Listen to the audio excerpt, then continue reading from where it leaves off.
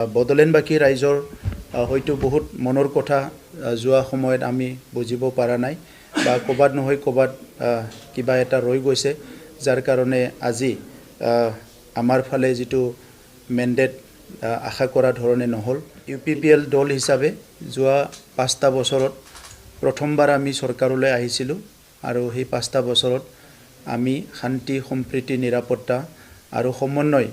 আৰু ইয়াৰ লগতে উন্নয়নৰ কথাবিলাক চিন্তা কৰি কাম আৰম্ভ কৰিছিলোঁ হ'ব লগা চৰকাৰে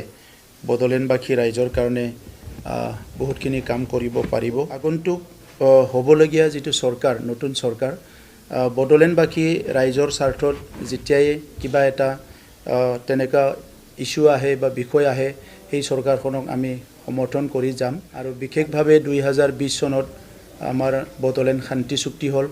এই চুক্তিখন ৰূপায়ণ কৰাৰ ক্ষেত্ৰত আমি নতুন গভৰ্ণমেণ্টক আহ্বান কৰিম আৰু তেখেতসকলক আমি সদায় যেতিয়া প্ৰয়োজন তেতিয়া আমি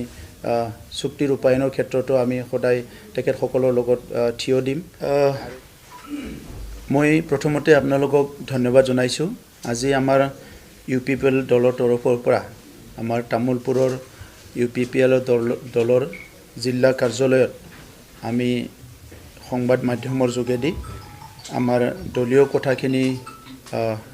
বদলেনবাসী ৰাইজৰ ওচৰত আমি ক'বলৈ বিচাৰিছোঁ প্ৰথমতে আমি যি পঞ্চম আমাৰ BTC নিৰ্বাচন হৈ গ'ল এই নিৰ্বাচনটো শান্তিপূৰ্ণভাৱে হৈ যোৱাৰ কাৰণে মই সকলো পক্ষক ধন্যবাদ জনাইছোঁ আৰু এই নিৰ্বাচনত বিশেষভাৱে যোৱাকালি যিটো ফলাফল এই ফলাফলত আমি দেখিছোঁ যে BPF দলে সিঙ্গল লাৰ্জেষ্ট পাৰ্টি হিচাপে এটা মেজৰিটি সিট জিকি পেলাই সিঙ্গল লাৰ্জেষ্ট পাৰ্টি হিচাপে তেখেতসকলক প্ৰতিষ্ঠা কৰিছে মই BPF দলৰ মুৰব্বী হাগ্ৰামা মহিলাৰী ডাঙৰীয়া আৰু BPF দললৈ অভিনন্দন জনাইছোঁ আৰু বদলেনবাসী ৰাইজকো অভিনন্দন জনাইছোঁ যে এটা সিঙ্গল লাৰ্জেষ্ট পাৰ্টি চৰকাৰ হ'বলৈ গৈ আছে আৰু আশা ৰাখিছোঁ আগন্তুক হ'ব লগা চৰকাৰে বদলেনবাসী ৰাইজৰ কাৰণে বহুতখিনি কাম কৰিব পাৰিব UPPL দল হিচাপে যোৱা 5টা বছৰত প্ৰথমবাৰ আমি চৰকাৰলৈ আহিছিলোঁ আৰু সেই 5টা বছৰত আমি শান্তি সম্প্ৰীতি নিৰাপত্তা আৰু সমন্বয় আৰু ইয়াৰ লগতে উন্নয়নৰ কথাবিলাক চিন্তা কৰি কাম আৰম্ভ কৰিছিলোঁ আৰু 5টা বছৰত বহুখিনি কাম কৰিছোঁ বহুখিনি কাম ৰৈ গ'ল যিয়ে নহওক বদলেনবাসী ৰাইজৰ ভোটাৰসকলৰ যিটো এটা মেণ্ডেট সেইটো আমি UPPL দলে স্বীকাৰ কৰিছোঁ আৰু ধন্যবাদ জনাইছোঁ যিসকলে আমাক ভোট দি জয়যুক্ত কৰালে আৰু মই UPPL দলৰ সভাপতি হৈ আমাৰ দলৰ প্ৰত্যেকটো কাৰ্যকৰ্তা কৰ্মকৰ্তালৈ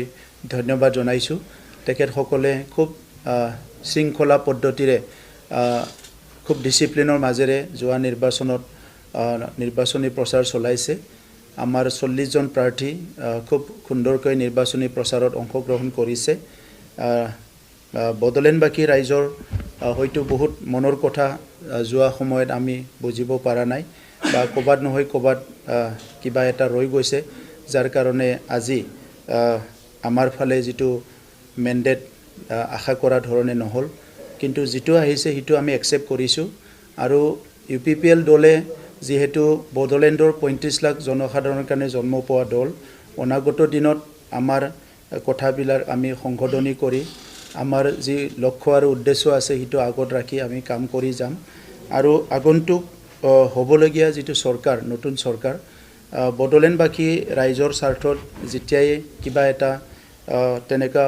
ইস্যু আহে বা বিষয় আহে সেই চৰকাৰখনক আমি সমৰ্থন কৰি যাম আৰু বিশেষভাৱে 2020 চনত আমাৰ বদলেন শান্তি চুক্তি হ'ল এই চুক্তিখন ৰূপায়ণ কৰাৰ ক্ষেত্ৰত আমি নতুন গভৰ্ণমেণ্টক আহ্বান কৰিম আৰু তেখেতসকলক আমি সদায় যেতিয়া প্ৰয়োজন তেতিয়া আমি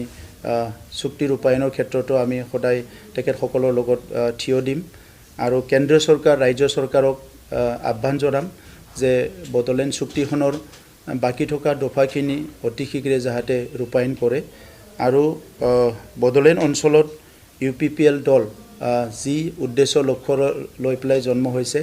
এই উদ্দেশ্য লক্ষ্যটো আগত ৰাখিয়ে অনাগত দিনতো আমি কাম কৰি যাম আমাৰ নেতা কৰ্মীবিলাকে কাম কৰি যাব আমাৰ MLA MP সকলো কাম কৰি যাব আৰু অনাগত দিনত এই কথাৰ ওপৰত আমি বিশ্লেষণ কৰিম অনাগত দিনত যিবিলাক সমস্যা স্বাধীনতাৰ পৰা আছিলে এই সমস্যাবিলাক আমি আইডেন্টিফাই কৰিছিলোঁ ইয়াৰ ভিতৰত ভূমিৰ সমস্যাটো এটা ডাঙৰ সমস্যা আছিলে আৰু সেই সমস্যাবিলাক যেনেকৈ অসমতো সমাধান হৈছে আমিও ইয়াতে সমাধান কৰিবলৈ চেষ্টা কৰিছোঁ কিন্তু আজি মই এটা বিষয় বিশ্লেষণ কৰিব বিচৰা নাই এটো সময়ে বহুত বলৱান হয় সময়ে বিশ্লেষণ কৰিব আৰু আমি অন্তৰাত্মাৰ পৰা যিকেইটা কাম কৰিছোঁ অন্তৰাত্মাৰ পৰা প্ৰয়াস কৰিছিলোঁ যে এই কামটো কৰিব লাগে ভূমিৰ সমস্যাই হওক বা বিভিন্ন সমস্যাই হওক তো ইয়াত ক'বাত নহয় ক'বাত কিবা এটা ৰৈছে আগন্তুক দিনত আপোনালোকে যেটো বিজেপিৰ লগত মিত্ৰজোঁট আছিল আপোনাৰ চৰকাৰে পৰৱৰ্তী যি চৰকাৰ হ'ব আপোনালোকে বিৰোধীত একেলগে থাকিব নেকি বিজেপি UPPL একেলগে মিত্ৰজোঁট হিচাপে কাম কৰি যাব এতিয়ালৈকে আমি বিজেপিৰ কথাটো নাজানো আমি আমাৰ UPPL ৰ কথাটোহে কৈছোঁ আৰু অনাগত দিনত কি পৰিকল্পনা হ'ব এটো আমি অতি শীঘ্ৰে আমাৰ এটা পৰ্যালোচনা আলোচনা সভা হ'ব তাত আমি আলোচনা কৰি ওৱান আফটাৰ এনাডাৰ আমাৰ এজেন্ডাবিলাক আমি কৈ যাম নিশ্চিতভাৱে 2026 চন আহি আছে আৰু এইটো যেটো সেমিফাইনাল হিচাপে বিবেচিত হৈছিল 2026 চনলৈ কেনে ধৰণৰ আপোনালোকে আগবাঢ়িব 2026 চনৰ ৰণকৌশল আমি আলোচনা কৰাৰ কাৰণে সময় আছে দুৰ্গা পূজাৰ পিছত আমি আমাৰ এক্সিকিউটিভ মিটিং আছে আৰু সেই এক্সিকিউটিভ মিটিঙত আমি আলোচনা কৰিম ইয়াৰ পিছত আমাৰ সিৰিজ অফ মিটিংছ আছে আমাৰ বিভিন্ন লেয়াৰৰ মিটিং হয় এই মিটিংবিলাকত সিদ্ধান্ত ল'ম যে 2026ত আমি কেনেকৈ আগবাঢ়িম বা ইয়াৰ পৰৱৰ্তী সময়ত আমাৰ ৰাজনৈতিক ৰণকৌশল কেনেকৈ হ'ব ইয়াৰ ওপৰত আমি আলোচনা কৰিম আলোচনা কৰিম আমি এই বিষয়টো এতিয়া তেনেকুৱা কোনো প্ৰচেছ নাই বা তেনেকুৱা ইনিচিয়েটিভ নাই কাৰণে আমি আলোচনা কৰা নাই পিছত যদি তেনেকুৱা কিবা বিষয় থাকে আমি আমাৰ দলৰ মজিয়াত আলোচনা কৰিম ইয়াৰ কাৰণে যথেষ্ট সময় আছে নিৰ্বাচনী ফলাফল সমাপ্ত হোৱাৰ পিছত এই পৰ্যন্তলৈকে আপোনাৰ কোনো যোগাযোগ হৈছে নেকি বা আলোচনা হৈছে নেকি এতিয়ালৈকে আলোচনা হোৱা নাই আমাৰ ৰিজাল্টে আজি ৰাতিপুৱালৈকেহে হৈ আছে কিছুমান সমষ্টিৰ গতিকে যথেষ্ট সময় আছে আৰু সেই সময় হিচাপে কামবিলাক আগবাঢ়িব আৰু UPPL দল হিচাপে আমি যেহেতু 40টা সমষ্টিতে আছোঁ সবতো আছোঁ আমাৰ মাজত আমি পৰ্যালোচনা কৰি আছোঁ আলোচনা কৰি আছোঁ আমাৰ যিসকল প্ৰাৰ্থী এতিয়া জিকি আহিছে সেই সকলৰ লগত আমি আলোচনা কৰি আছোঁ সো ইয়াৰ কাৰণে যেটো আমাৰ দলীয় সিদ্ধান্ত হ'ব বা দলীয় প্ৰসেছ হ'ব হিটো পৰৱৰ্তী সময়ত আমি আগবাঢ়ি যাম যেটো আমাৰ এজেন্ডা আছে এই এজেন্ডাবিলাকক আমি অধিক গুৰুত্ব দি পেলাই কাম আৰম্ভ কৰিম আৰু বডলেণ্ড ৰাইজৰ লগত সদায় দুখে সুখে আমি থাকিম এই কথাটোকে আজি আপোনালোকৰ জৰিয়তে UPPL দলৰ আজি এই আমাৰ সংবাদ মেলত আপোনালোকক জনাইছোঁ স্যাৰ বৃহৎ এটা আচলতে ব্যৱধানত TPF যোগদান কৰিলে এই ক্ষেত্ৰত আপোনালোকে ব্যৰ্থতাৰ কি কাৰণ এই মুহূৰ্তত বিচাৰিছে এইটো আজি ক'ব লাগিব গণতন্ত্ৰত ৰাইজে ৰজা আৰু ৰাইজৰ মেণ্ডেটটো মানি ল'ব লাগিব UPPL দল হিচাপে 2015 চনত জন্মগ্ৰহণ কৰিছে আৰু তেতিয়াৰ পৰা আমি যিমান পাৰোঁ চেষ্টা কৰিছোঁ ৰাইজৰ লগত থাকিবলৈ দুখে সুখে আমাৰ ৰাইজৰ কাম কৰিবলৈ সকলো শ্ৰেণীৰ ৰাইজৰ কাম কৰিবলৈ আমি প্ৰয়াস কৰি আহিছোঁ আৰু যোৱা 5টা বছৰত আমি বহুত সহযোগো পাইছোঁ বডলেণ্ড অঞ্চলত শান্তি সম্প্ৰীতি ভাল এটা পৰিৱেশত কাম কৰিবলৈ কিন্তু নিৰ্বাচনত ক'বাত নহয় ক'বাত হয়তো আমাৰ মাজত এটা আণ্ডাৰষ্টেণ্ডিঙৰ অভাৱ হৈছে হয়তো আমি ৰাইজৰ কথাটো বুজি পোৱা নাই বা ৰাইজে আমাৰ কথাটো বুজি পোৱা নাই ক'বাত নহয় ক'বাত গেপ হৈছে আৰু এইটো কি হৈছে আমি চাম আৰু অনাগত দিনত কাৰেকশ্যন কৰি আৰু অধিক এটা মনোযোগ দি পেলাই ৰাইজক সেৱা কৰিবলৈ আমি আগবাঢ়ি যাম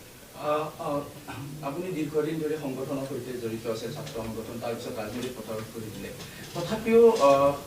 কি অনুভৱ কৰিছে আপুনি ব্যক্তিগত হিচাপে আপোনাৰ এই দীঘলীয়া যাত্ৰা যি অভিজ্ঞতাৰ ফালৰ পৰা কি অনুভৱ কৰিছে যে এইটো কাৰণতে আচলতে UPPLক ৰাইজে অকণমান মৰম কম দিলে বা UPFক সহযোগিতা তেনেকুৱা কিবা বিষয় থাকিব পাৰে কিন্তু আমি চেষ্টা কৰিছিলোঁ যে 2020 চনত যেতিয়া চৰকাৰত আহিছোঁ প্ৰথম প্ৰায়োৰিটিত আমি লৈছিলোঁ যে বডলেণ্ডত শান্তি স্থাপন কৰিব লাগে আৰু শান্তিটো আমি প্ৰায়ৰিটিত লৈ সকলো জনগোষ্ঠীৰ লগত সহযোগ কৰি বা সকলোৰে লগত যোগাযোগ কৰি পেলাই একেলগে আগবাঢ়ি যাবলৈ শান্তি প্ৰতিষ্ঠা কৰিবলৈ চেষ্টা কৰিছোঁ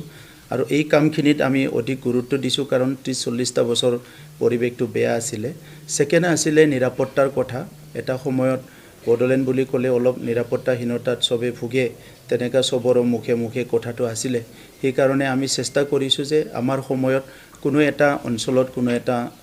স্থানত তেনেকুৱা অপ্ৰীতিকৰ বা এনেকুৱা অঘটন নহয় সেইটো চাব লাগে তৃতীয় আছিলে সমন্বয় যে আমাৰ মাজত অলপমান গেপ হৈছিলে জাতি জনগোষ্ঠীৰ মাজত সমন্বয়টো ঘূৰাই আনিবৰ কাৰণে আমি প্ৰয়াস কৰিছিলোঁ আৰু কাম কৰিছিলোঁ আৰু তেনেকুৱাই যিটো উন্নয়ন এই উন্নয়নটো গ্ৰাছৰুট লেভেলৰ উন্নয়ন আৰু নতুন আন্তঃগাঁথনি আৰু নিড বেছ ইনফ্ৰাষ্ট্ৰাকচাৰ তেনেকুৱা চাই পেলাই আমি কাম আৰম্ভ কৰিছিলোঁ আৰু সেই কামটো আমাৰ বহুত কাম জাষ্ট আৰম্ভহে হৈছিলে বহুত কাম আমি ইতিমধ্যে ৰিজাল্টো ওলাইছে বা সফলো হৈছোঁ ইয়াৰ ভিতৰতে ক'বাত নহয় ক'বাত কিবা এটা গেপ ৰৈ গ'ল যিটো হয়তো আমি বুজি পোৱা নাই